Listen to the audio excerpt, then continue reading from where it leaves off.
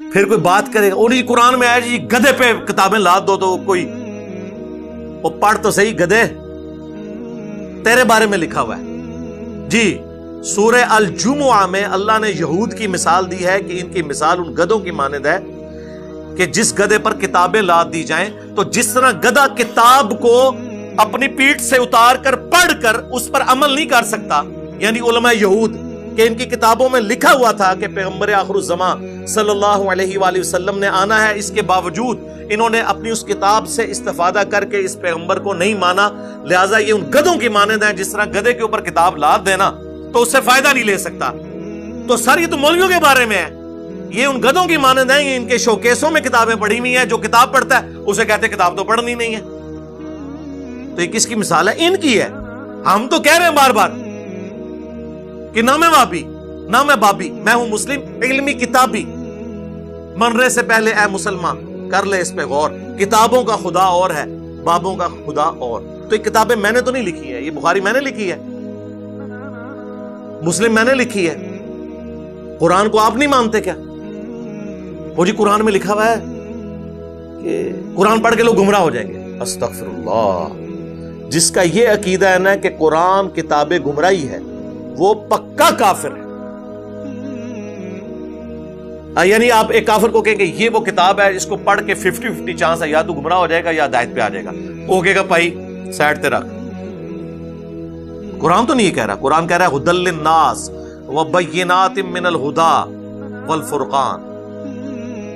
یہ پوری انسانیت کے لیے ہدایت ہے، صرف مسلمانوں کے لیے نہیں۔ اس میں ہدایت کے روشن دلائل ہیں اور یہ حق اور باطل میں تمیز کرنے والی کتاب ہے، اور سیم الفاظ نبی الاسلام کے لیے آئے ہیں صحیح بخاری میں، محمد فرق بین الناس، محمد لوگوں میں حق اور باطل میں فرق ہے۔ امام حنیفہ فرق نہیں ہے میرے بھائی، شیخ عبد القادر جیلانی فرق نہیں ہے میرے بھائی، فرق وہ ہے جس کی قبر مدینے میں صلی اللہ علیہ وآلہ وسلم۔ جی قرآن میں آیا جی سورۃ البقرہ میں یضل بہ کثیرا ویہدی بہ کثیرا، او بھائی پوری آیت پڑھ تیرے بارے چ ہے۔ وہ سٹارٹ اس بات سے ہو رہا ہے، اللہ تعالیٰ فرماتا ہے اللہ تعالیٰ اس بات سے حیا محسوس نہیں کرتا کہ وہ مچھر کی مثال بیان کرے یا کسی حقیر چیز کی، یعنی اللہ کو یہ نہیں ہے کہ میں اپنے کسی کوئی اتنی زیادہ بڑی علمی بات کر کے روب ڈالوں، میں آسان پیرائے میں بات کرتا ہوں، کیونکہ یہ کتاب میں نے ہدایت کے لیے کتاب بنائی ہے، ایک پڑھے لکھے کے لیے بھی، ایک ان پڑھ کے لیے، ایک ڈاکٹر انجینئر کے لیے بھی، ایک ریڈی بان اور موچی کے لیے بھی۔ اور پھر اللہ تبارک و تعالیٰ نے اس کے ساتھ یہ ایڈ کیا کہ اللہ تعالیٰ جسے چاہتا ہے اس کے ذریعے ہدایت دیتا ہے اور جسے چاہتا ہے گمراہ کر دیتا ہے۔ کسے؟ وما یضل بہ الا الفاسقین، اس سے گمراہ نہیں ہوتے مگر فاسق لوگ۔ وہ کیسے گمراہ ہوتے ہیں؟ قرآن حکیم میں کئی جگہ آیا ہے، سورۃ الانفال میں، سورۃ الاحزاب میں، کہ جب بھی قرآن نازل ہوتا ہے نا تو صحابہ کہتے ہیں ہمارا تو ایمان ہی بڑھتا ہے، اور کافروں کی سرکشی میں اضافہ ہوتا ہے۔ سورہ بنی اسرائیل میں آیا کہ جب جب ہم نے آیات نازل کی ان کی سرکشی میں اضافہ ہوا۔ کیوں؟ قرآن کا قصور ہے؟ نہیں، نہ مان کے۔ جب بندے نے نہ ماننا ہونا تو اچھی بات بھی بری لگ رہی ہوتی ہے۔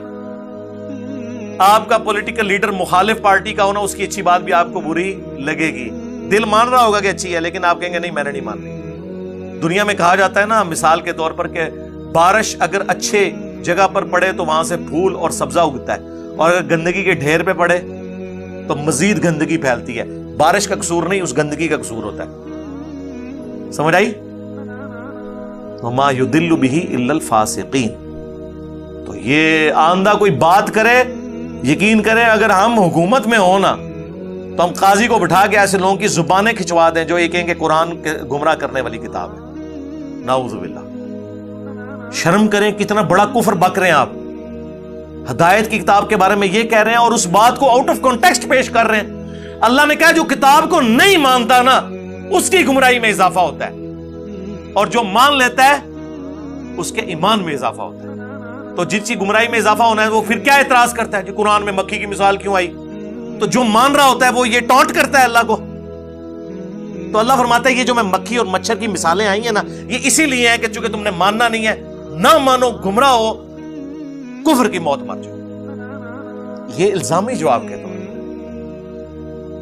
لیکن یہ لوگ پھر اس طرح آؤٹ آف کانٹیکسٹ چیزیں پیش کرتے ہیں۔ تو سر تواڈے تے پھر اللہ نے شے ایسی چھڈی ہے کہ سارے جن و انس بھی اکٹھے ہو جاؤ نا، قرآن و سنت کے دلائل کا مقابلہ آپ نہیں کر سکتے اللہ کے فضل سے۔